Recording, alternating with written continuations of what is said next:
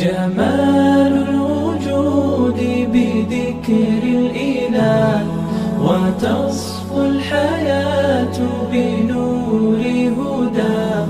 جمال الوجود بذكر الإله. السلام علیکم ورحمۃ اللہ وبرکاتہ. نحمدہ ونصلی علی رسولہ الکریم، اما بعد. روٹ ورڈ کیا ہوتا ہے؟ دو مثالوں کے ذریعے آپ کے سامنے اس کی وضاحت کروں گا میں انشاءاللہ. پہلی مثال کہ زمین کے اندر کسی گٹھلی یا بیج سے ایک جڑ نکلتی ہے جو زمین کے اندر پھیل جاتی ہے.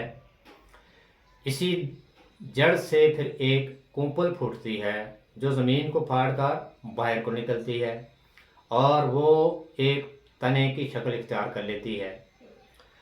اس تنے سے شاخیں نکلتی ہیں، ان شاخوں سے پھر ٹہنیاں، پتے، پھل، پھول نکلتے ہیں.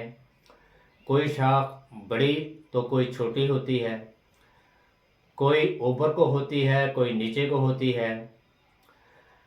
یہ شاخیں، ٹہنیاں، پتے، پھل، پھول وغیرہ یہ سب کے سب جڑے ہوئے ہوتے ہیں اس تنے سے، اور اس تنے کی اصل وہ جڑ ہے جس سے یہ تنا یا یہ درخت نکلا تھا.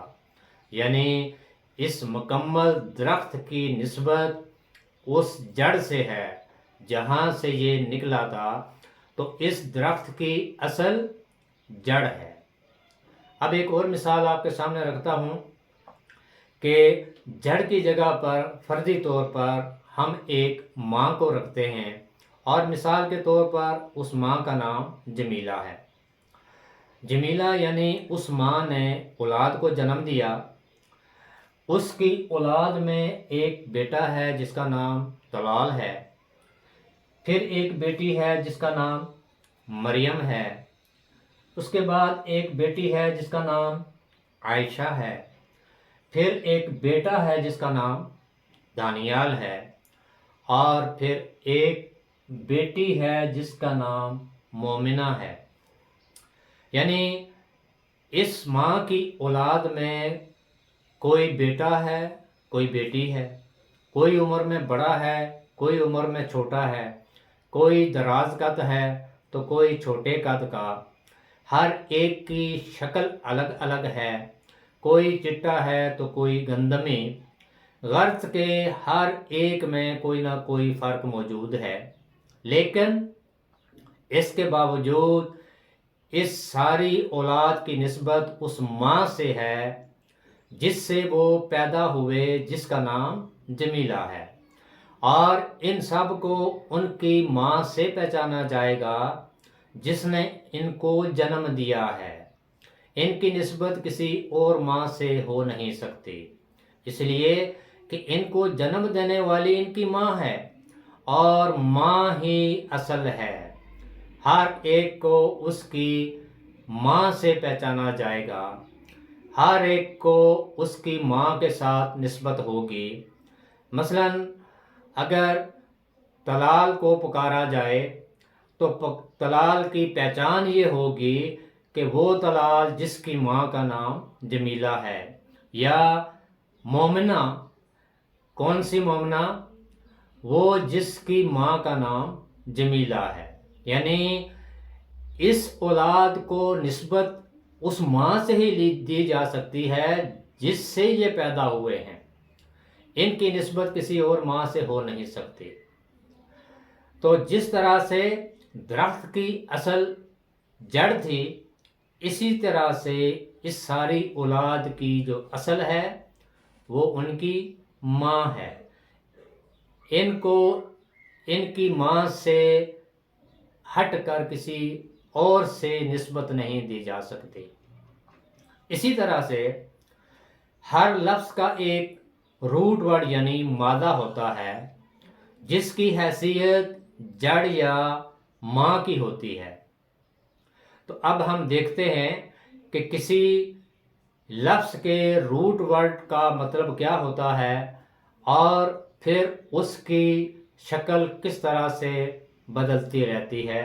مثلا یہ ہے الحمد. الحمد میں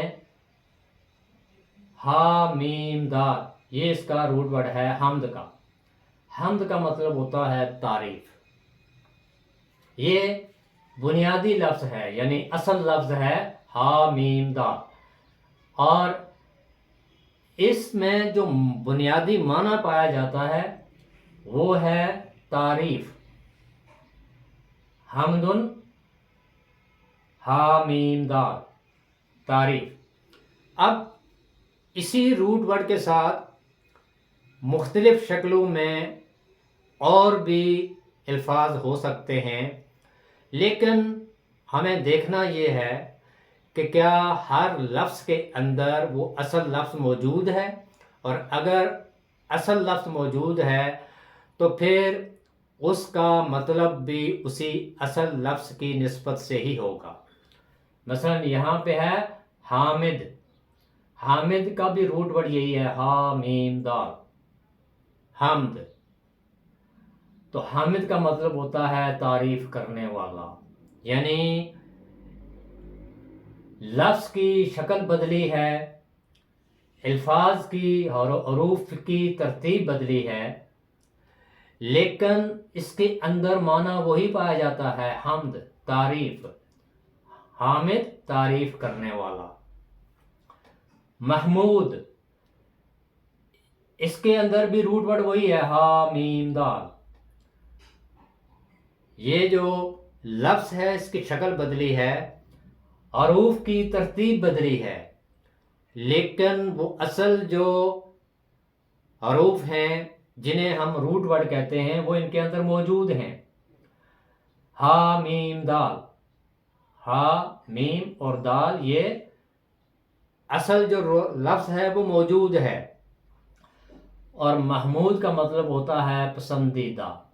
اور یاد رکھیں کہ روٹ ورڈ کو ہمیشہ الگ الگ حروف کی شکل میں لکھا جاتا ہے، جیسے یہاں پہ ہا میم دال الگ الگ ہے. اور روٹ ورڈ عموماً 3 حروف پر مشتمل ہوتا ہے. بہت کم ایسے ہیں جو 4 حروف پر ہوتے ہیں جنہیں رباعی کہتے ہیں. اب اسی طرح سے حمید ہے. حمید، یہ بھی لفظ کی شکل بدلی ہے، حروف کی ترتیب بدلی ہے، اصل لفظ اس کے اندر جو روٹ ورڈ ہے وہ موجود ہے ہا میم دال، حمد. تو حمید کا مطلب ہوتا ہے جس کی تعریف کی گئی ہو، یعنی وہ اس کا مطلب بھی اس اصل لفظ کی نسبت سے ہی ہے جو حمد کا معنی ہے، یعنی تعریف. اسی طرح سے محمد، یہ بھی لفظ کی شکل بدلی ہے، حروف کی ترتیب بدلی ہے، لیکن اصل لفظ اس کے اندر بھی موجود ہے ہا میم دال، حمد. تو محمد قابل تعریف. اسی طرح سے احمد، لفظ کی شکل بدلی ہے، حروف کی ترتیب بدلی ہے، اصل لفظ اس کے اندر موجود ہے ہا میم دال. احمد میں ہا میم دال اصل لفظ موجود ہے، اور احمد کا مطلب ہوتا ہے تعریف کیا ہوا.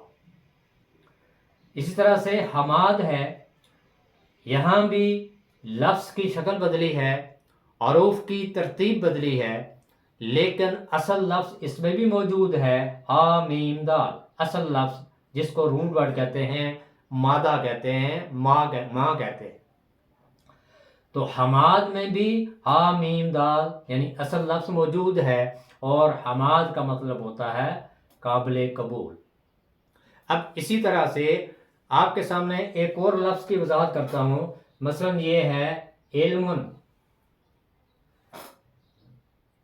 اس کا جو اصل لفظ ہے، روٹ ورڈ ہے، مادہ، وہ ہے عین لام میم، علم. علم کا مطلب ہوتا ہے جاننا. اب اسی لفظ کے ساتھ اور بھی کئی الفاظ موجود ہیں. اب ان الفاظ کی شکل بدلے گی، حروف کی ترتیب بدلے گی لیکن جو اصل لفظ کا معنی ہے وہ اس میں موجود ہوگا، یعنی علم، جاننا. جیسے ہے العالمین. اب العالمین میں روٹ ورڈ وہی ہے عین لام میم. الفاظ کی شکل بدلی اور حروف کی ترتیب بدلی. اصل لفظ جو ہے وہ اس کے اندر موجود ہے عین لام میم، علم. علم کا مطلب ہوتا ہے جاننا. اسی سے پھر عالم ہے، تو عالم کا مطلب ہوتا ہے جہان، تو عالمین سارے جہان، سارے جہان. اسی طرح عالم ہے، یہاں لفظ کی شکل بدلی ہے، حروف کی ترتیب بدلی ہے، لیکن اصل لفظ کا یعنی جو روٹ ورڈ ہے وہ اس میں موجود ہے عین لام میم، علم. تو عالم کا مطلب ہوتا ہے صاحب علم یعنی جاننے والا. اسی طرح سے عالم ہے، یہاں بھی الفاظ کی ترتیب بدلی ہے، حروف کی ترتیب بدلی ہے، شکل بدلی ہے. اصل لفظ موجود ہے عین لام میم، علم، جاننا. تو عالم کا مطلب ہوتا ہے، عالم کا مطلب ہوتا ہے جہان، دنیا. اسی طرح سے علم، روٹ ورڈ اصل موجود ہے عین لام میم، علم، جاننا. تو علم کا مطلب ہوتا ہے جھنڈا یا نشانی. یہاں الفاظ کی ترتیب، حروف کی ترتیب بدلی. معلم، یہاں پر بھی جو لفظ ہے اس کی شکل بدلی ہے اور حروف کی ترتیب بدلی ہے. روٹ ورڈ موجود ہے عین لام میم معلم میں، اور معلم کا مطلب ہوتا ہے سکھانے والا. اسی طرح سے معلوم، یہاں پہ لفظ کی شکل بدلی ہے اور جو اصل لفظ ہے اس کی بھی ترتیب بدلی ہے. اصل لفظ اس میں موجود ہے عین لام میم، معلوم میں بھی عین لام میم. یہ تینوں جو حروف ہیں اصل لفظ ہیں وہ موجود ہیں. معلوم کا مطلب ہوتا ہے جانا بوجھا. اسی طرح سے علیم، یہاں بھی لفظ کی شکل بدلی ہے، حروف کی ترتیب بدلی ہے. روٹ ورڈ موجود ہے عین لام میم، علم، اور علیم کا مطلب ہوتا ہے زیادہ جاننے والا. تو جس طرح سے ایک درخت کی اصل جڑ تھی، اس اولاد کی اصل ان کی ماں تھی، اسی طرح سے ہر لفظ کے اندر ایک اصل لفظ روٹ ورڈ مادہ یعنی ماں موجود ہوتی ہے. اور اگر اس روٹ ورڈ کے ساتھ، اس اصل لفظ کے ساتھ کوئی اور لفظ کسی اور شکل میں آ جائے لیکن اس میں وہ اصل لفظ جو ہے وہ موجود ہے، تو پھر اس لفظ کا معنی اس اصل روٹ ورڈ کے ساتھ نسبت کے ساتھ ہم اس کا معنی آسانی سے سمجھ سکتے ہیں، جان سکتے ہیں. ہمیں روٹ ورڈ اگر معلوم ہو تو پھر ہمیں لفظ کی کوئی بھی شکل ہو ہمیں اس کا معنی آسانی سے سمجھ آ جاتا ہے. یہ تھا روٹ ورڈ اور روٹ ورڈ کی اہمیت کہ روٹ ورڈ کو جاننا کیوں ضروری ہے. اس لیے کہ کوئی بھی لفظ ایک ہی شکل میں نہیں ہوتا، الفاظ کی شکل تبدیل ہوتی رہتی ہے، لیکن اگر اس کے اندر وہ اصل روٹ ورڈ، اصل لفظ موجود ہو تو پھر لفظ کا مطلب سمجھنا انتہائی آسان ہو جاتا ہے. اللہ تعالی ہمیں قرآن کو سیکھ کر، سمجھ کر اس پر عمل کرنے اور قرآن کے اس پیغام کو دوسروں تک پہنچانے کی توفیق عطا فرمائے. سبحانک اللہم و بحمدک، نشہد ان لا الہ الا انت، نستغفرک و نتوب الیک. السلام علیکم ورحمۃ اللہ وبرکاتہ.